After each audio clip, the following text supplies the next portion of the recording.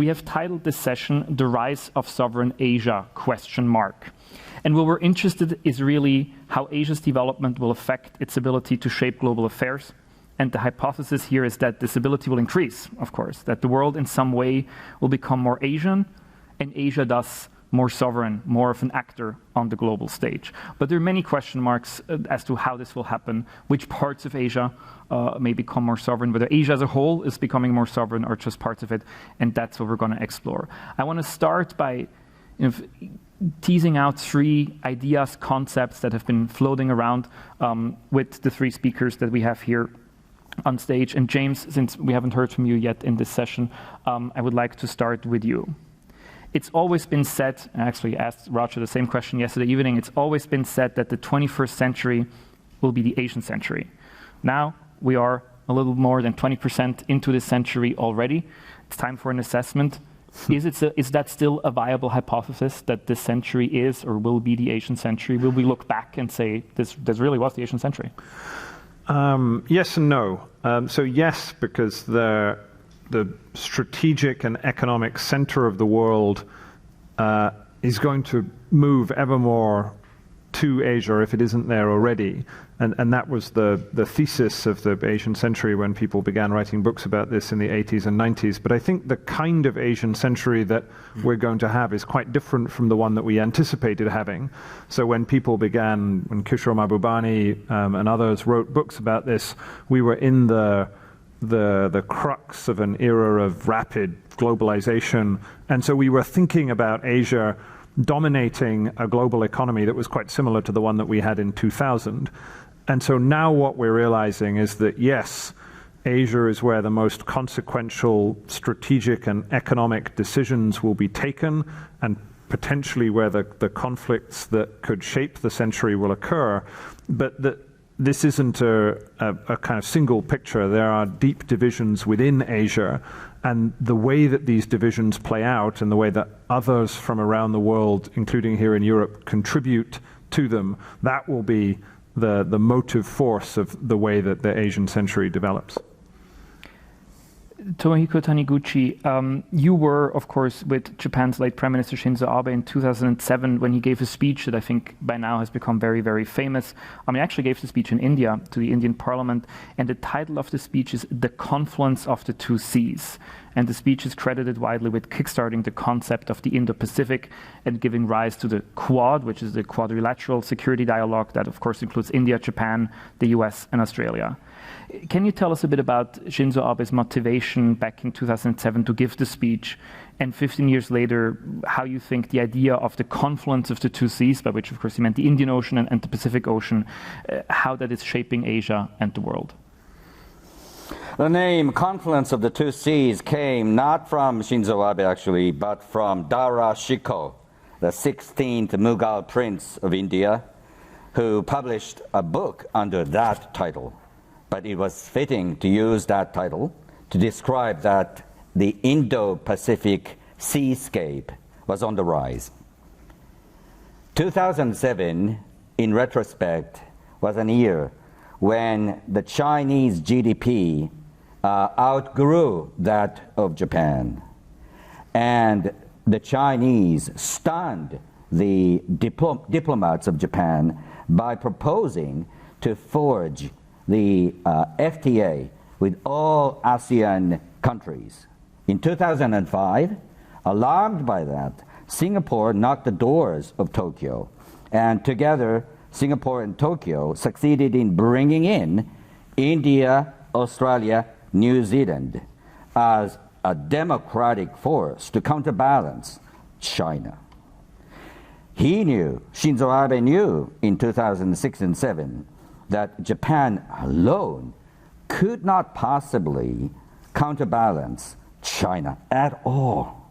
So Japan needed a wider, broader strategic space and allies and partners, in addition to its age-old alliance partner of the United States, which is why he wanted to bring Japan closer to India. Now, if we talk about Asia, be aware that there are two kinds of Asia. a maritime Asia and a land-based Asia. But if you think about the land-based Asia, it's almost synonymous to one single country of China. Now, I must encourage you to go to a website called the truesize.com.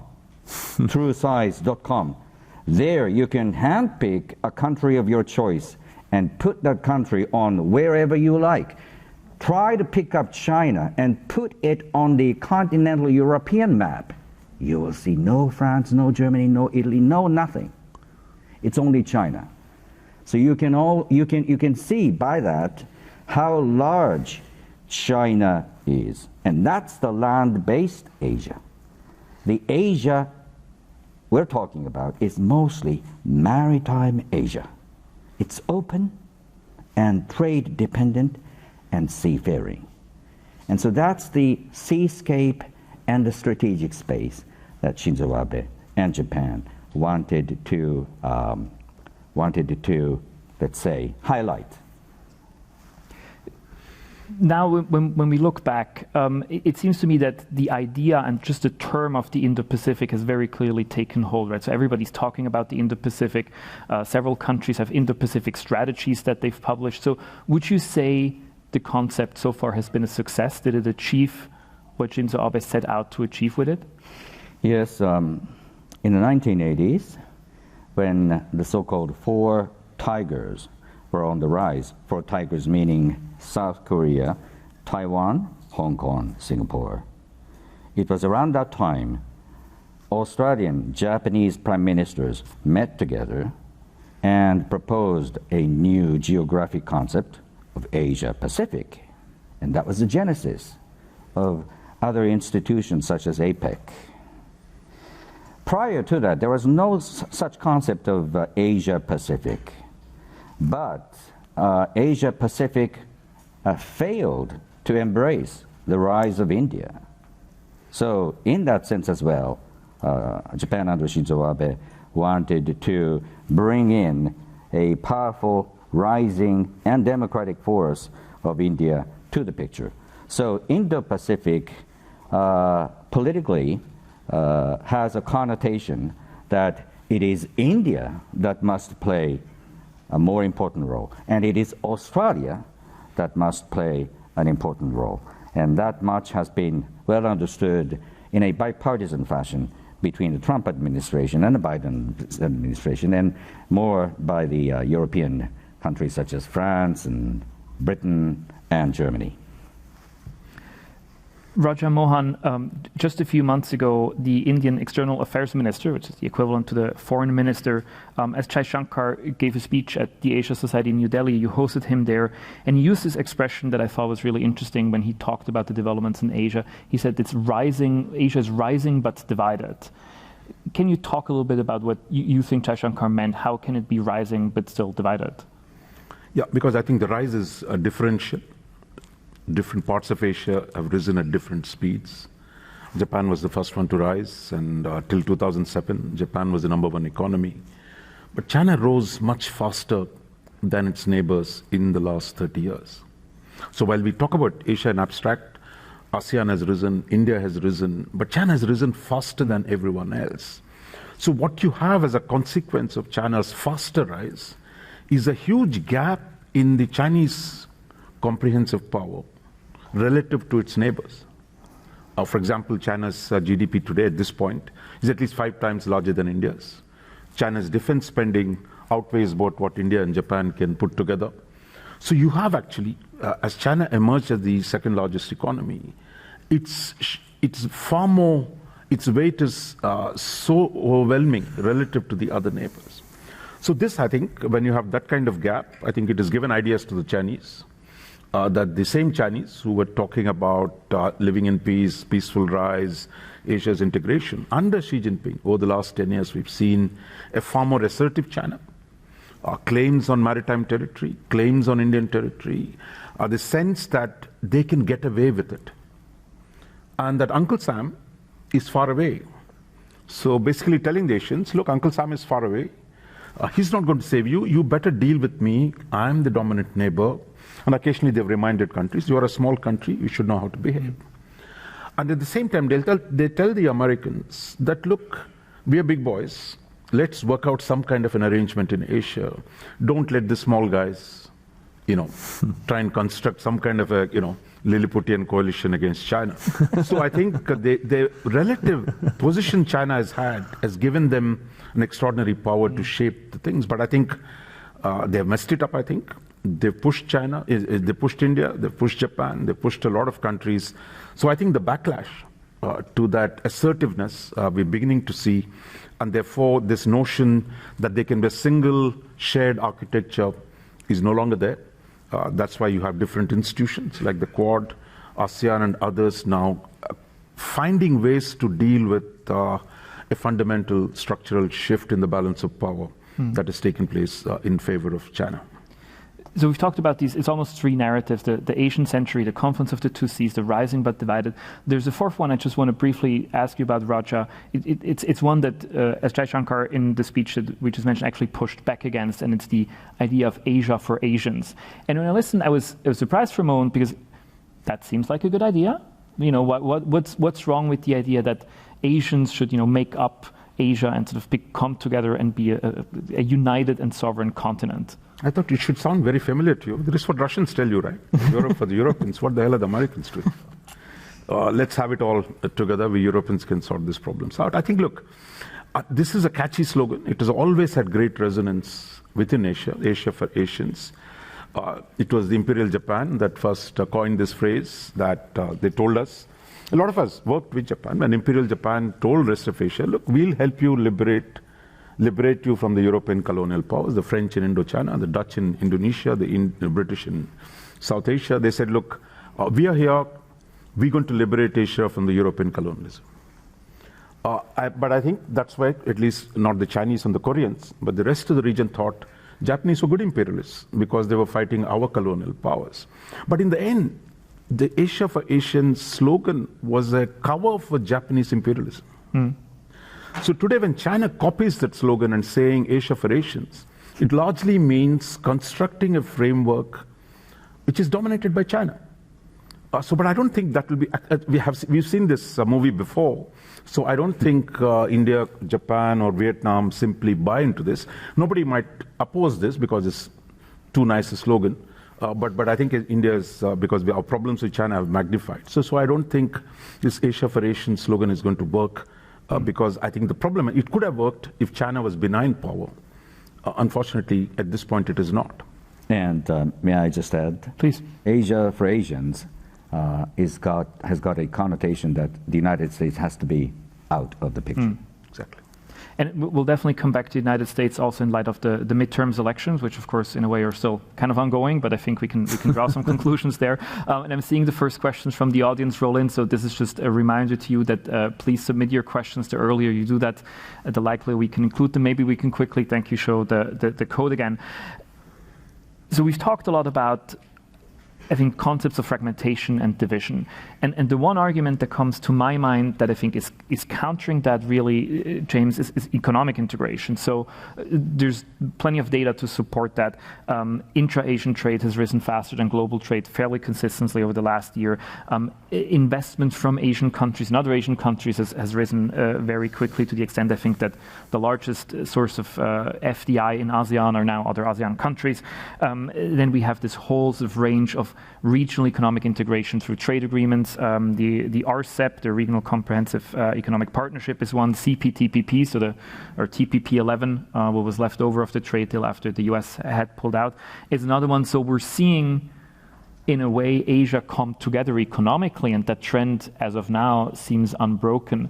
Is that something that can continue? Is that sustainable? That in the wake of obviously rising geopolitical tensions, as we've discussed them, the economic integration kind of just continues undisturbed? It's interesting you put it like that. I'm not sure we have seen Asia coming together economically. I mean, you have some very large regions of Asia, principally South Asia, which are not integrated at all. You know, India and Pakistan barely trade with one another. ASEAN is not very well integrated. What you have seen over the last 20 or 30 years is bits of Asia integrating with the West. So you saw the kind of the Asian tigers and the manufacturing powerhouses in Japan integrating with Europe, North America, and industrial rich East Asia. I think what you're seeing now is a more complicated picture. It isn't so firstly, if you draw a graph showing global trade to GDP ratios, and you start in 1980, I forget exactly what the figure is, something like 15%, and you go to 2007 and it doubles, sort of 30%.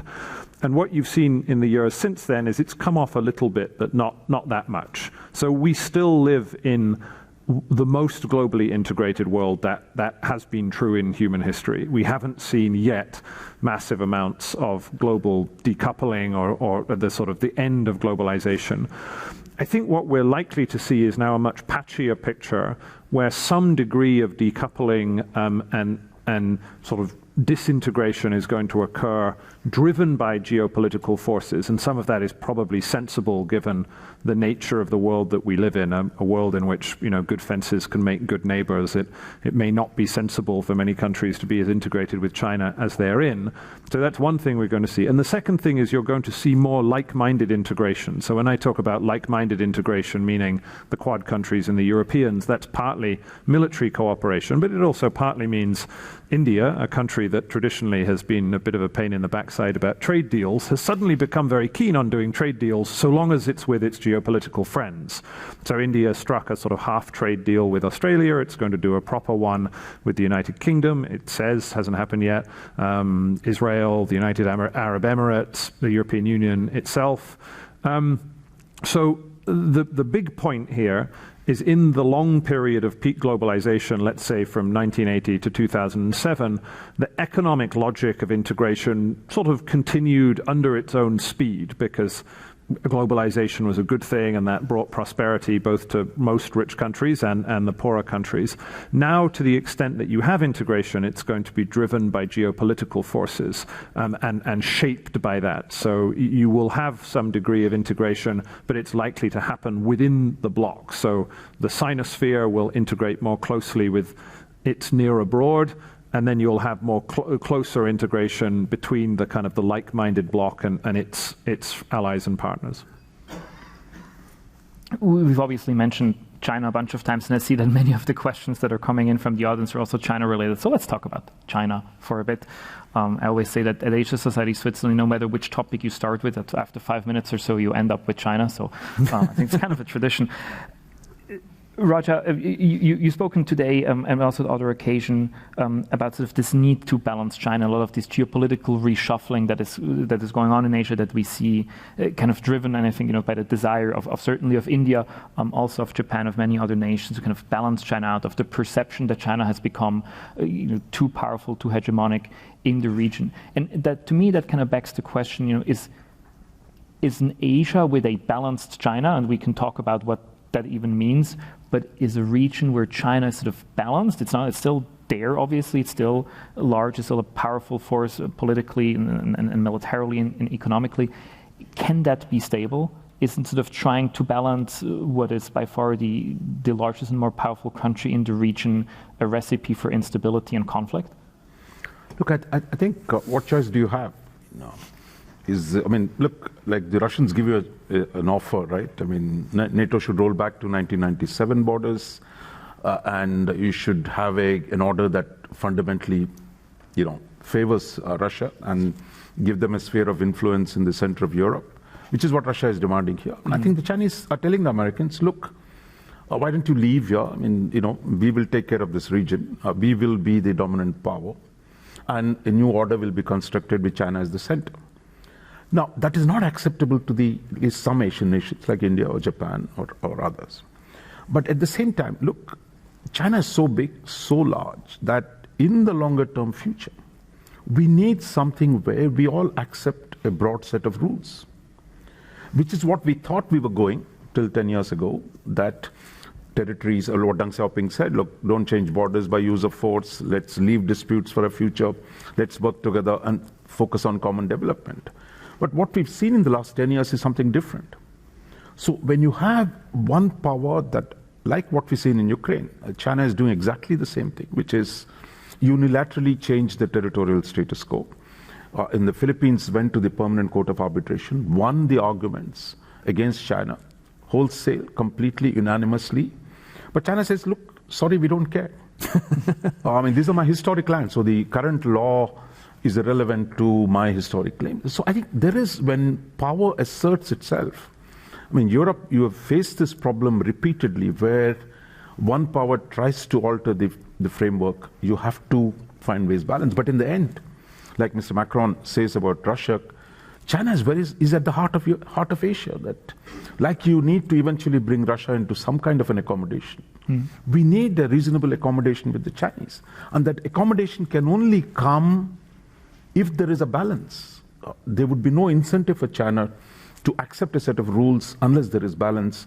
And I think that's where the struggle is, to set up that balance, where there's no temptation for unilateralism, where there is actually the incentive is for common rules. The incentive is not to change borders by the use of force.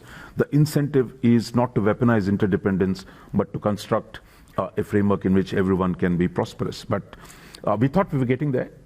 We are being sidetracked by President Xi. So we'll see, we'll find new ways of getting there. Thank you. There's a question from the audience which is getting a lot of upvotes right now. And so, by the way, if you didn't see that, I forgot to mention that you can not just post questions on Slido, you can also see what other questions people have asked, and you can upvote them if you think it's a particularly good or relevant one, and then I'll see that here. So I'm going to rephrase it and tweak it just ever so slightly, because I want to also ask Tomo and Raja about it. So the question is, what role can Indian democracy have to push back Chinese autocracy in Asia? And I want to expand that not just to India, but also Japan. So Tomohiko, we've talked about, of course, the Japan-India connection, the confluence of the two seas, the quadrilateral security dialogue, and Raja spoke about this need to kind of achieve a balance. So you were advising a former Japanese prime minister. If you were still advising the current one, Kishida-san, and you could make one suggestion of what he and the Indian Prime Minister Modi should agree and decide and then act on next time they meet to achieve this goal, what would it be? What's the best thing that they could do that they're not yet doing to move towards sort of the more balanced Asia that we are seeking? First, as a disclaimer, I've got nothing to do with the current administration. I've got no role for the current administration. But the common sense would hold that India, Japan, Australia, the United States, 4 countries must work as much as possible to develop a habit of mind to always think about these 3-4 countries on whatever issues. So, for instance, on artificial intelligence, space exploration, medical technologies, these 4 nations always have to look at each other and think about each other and develop projects with each other. But the bottom line is they must develop the structure in which their militaries could work more seamlessly together. And I think that's happening, but there is much more to be done.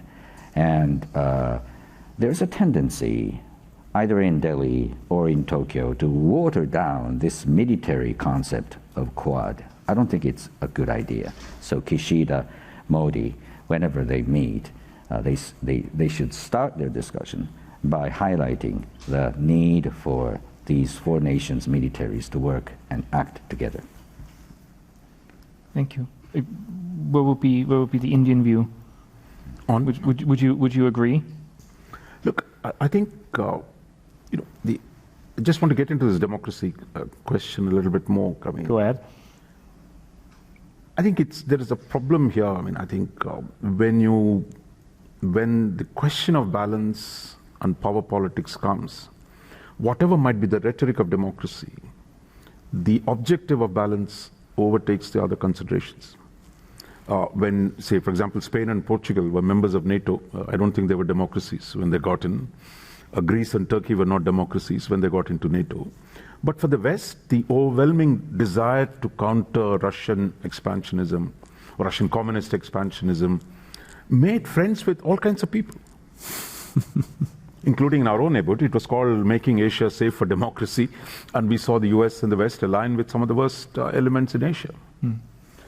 We've seen the West align with the jihadis in Afghanistan to overthrow the Soviet occupation. So I think this framing as if, there is a rhetoric of democracies versus autocracies.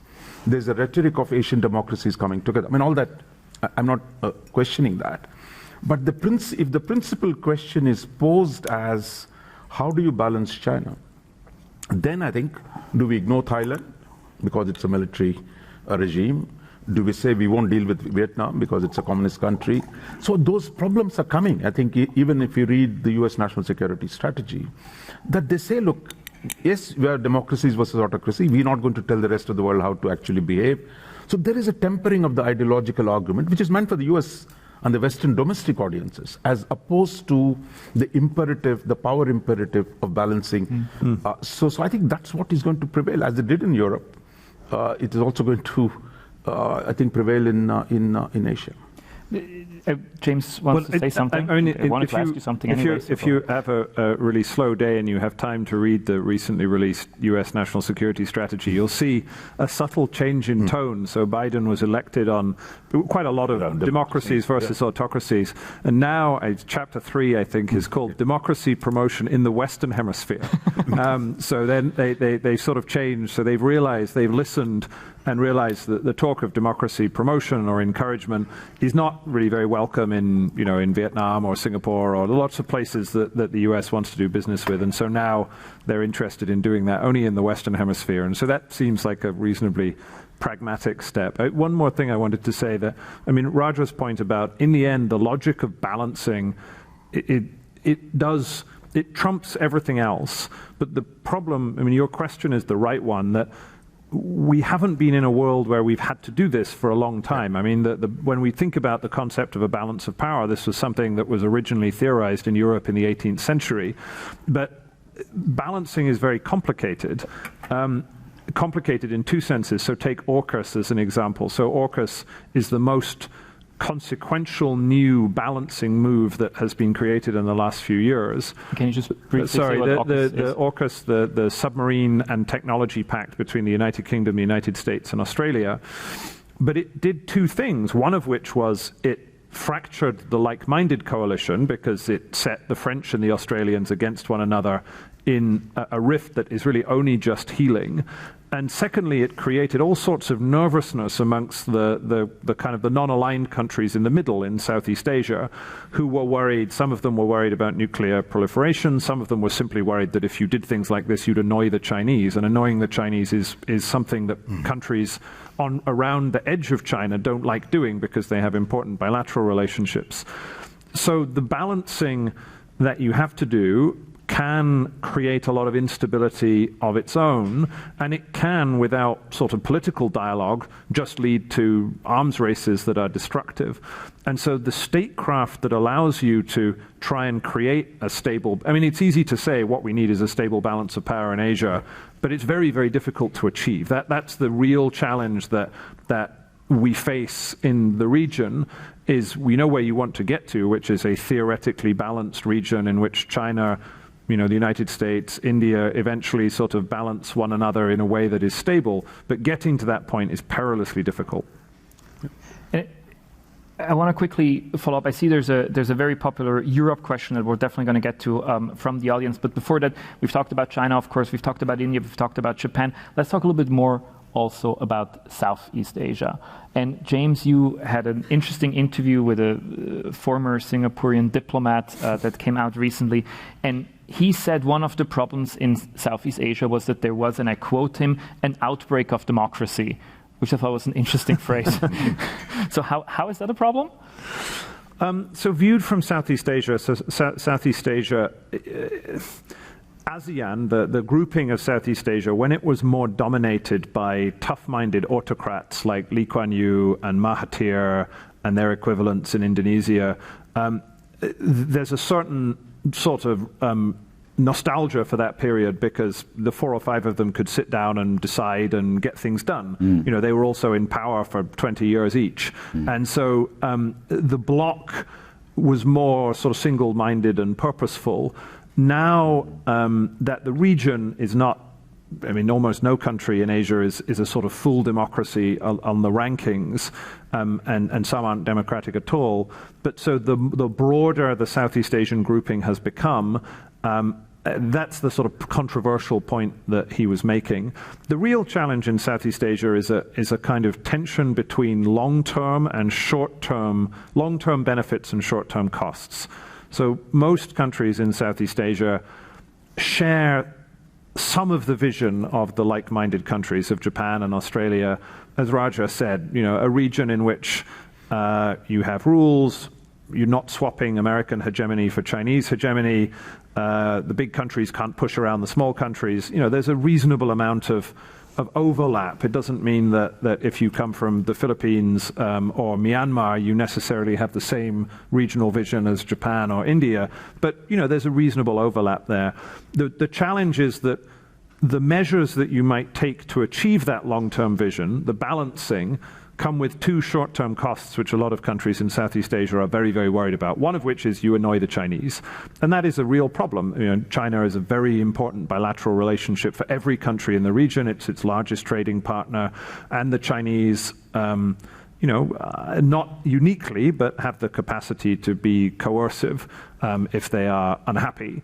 And so countries worry very understandably about annoying the Chinese. And the second thing is that balancing measures like AUKUS, they might be a good idea in the long run, but they might go wrong and they might create more instability. And so this has also been a challenge for the European countries, that the European countries sort of begin turning up in Asia again and have broadly been welcomed. But one of the big worries is that they're just going to make more complicated an already complicated region and annoy the Chinese and create instability, and and that's a problem. So I think the like-minded countries, in the United States in particular, often get quite frustrated with the Southeast Asians and say, well, look, do something about this. You don't want to be dominated by the Chinese, so why don't you stand up for yourselves?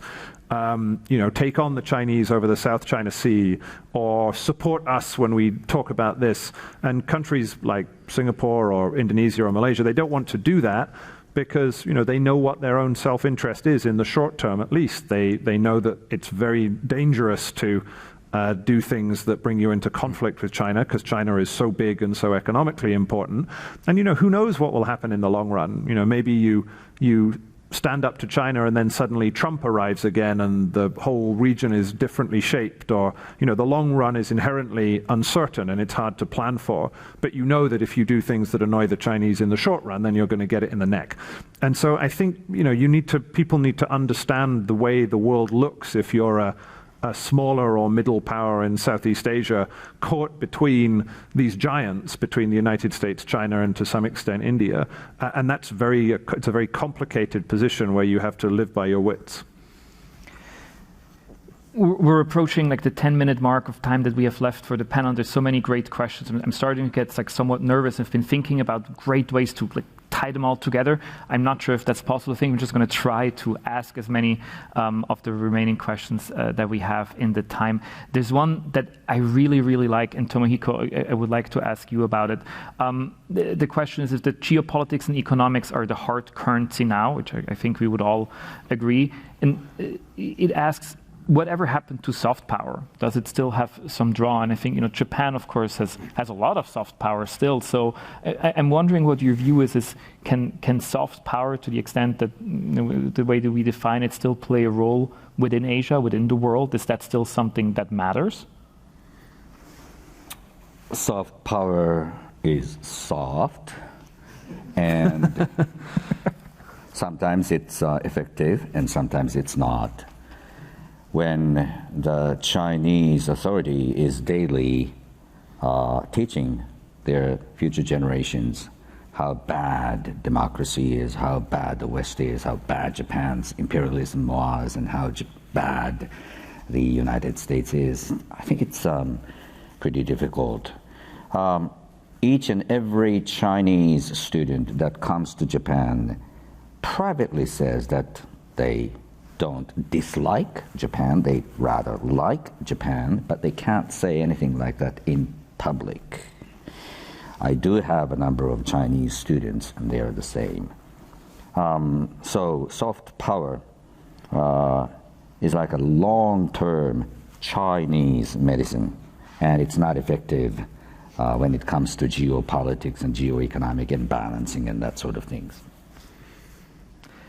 Let's talk about Europe. Again, a popular question. Roger, you've talked about this yesterday and also today about the need for Europe to come back to Asia, to engage more in Asia. So again, here the question, what exactly should Europe be doing? We've all been writing Indo-Pacific strategies. Is that not enough?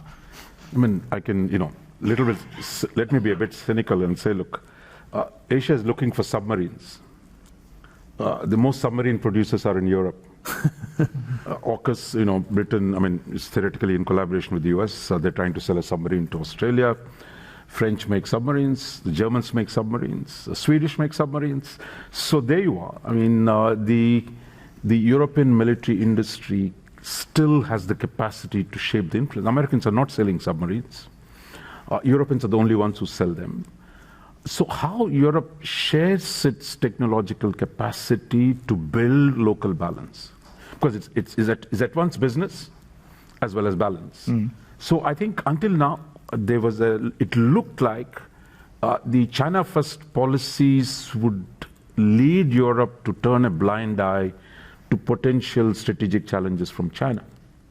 With the CHIPS Act, with the new things that are beginning to unfold, US is going to put pressure on the Europeans and how they think and deal with China on a range of technology transfer issues. But it'll be far more open for example, some people have proposed, my friend Ashley Tellis, France should help India build a nuclear reactor, nuclear-powered submarine. So I think we're looking at new ideas where Europe has the deep technological capacity. Netherlands still makes the machines that make chips.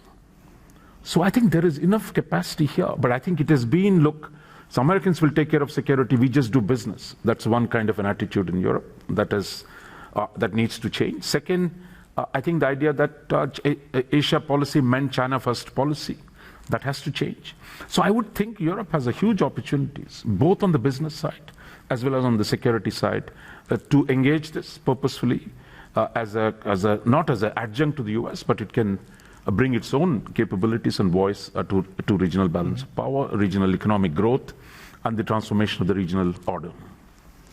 I think Europe has gone through one major a sort of change of thinking on China in particular, which has been a kind of defensive agenda, as in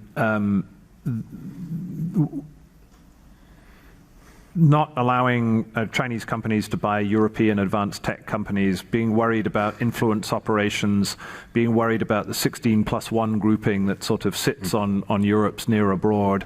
And so that kind of sort of continental protection agenda is one that has developed over the last 4 or 5 years and is now quite well agreed in most European capitals. That what I think hasn't really been agreed in the same way is what role Europe should play kind of forward deployed in the core of Asia itself, both in the kind of geostrategic space that Roger is talking about. And the reason for that is partly to do with money.